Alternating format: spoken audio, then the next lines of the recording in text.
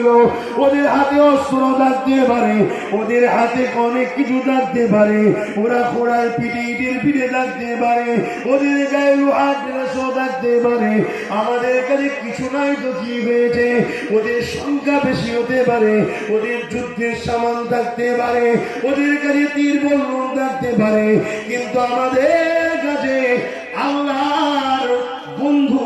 রয়েছে। আল্লাহ নবী কাদা সিঁড়ি করতে লেগেছে, আল্লাহ নবীর রণকৌশল শিক্ষা দিচ্ছে, আল্লাহ নবী প্রশিক্ষণ দিতে দিতে দিতে আল্লাহ নবী আগিয়ে গিয়ে দেখে দুটো বাচ্চা বাচ্চা ছেলে পায়ের বুড়াগুলি টেনে ধরে এইভাবে ঠেলে দাঁড়িয়ে আছে, যাতে করে ডিঙি মারার পরে একটু নিজেকে লম্বা লাগে, বড় প্রমাণ করতে পারে। সাহাবা হুজুরদের কাটায় দাঁড়িয়ে আছে,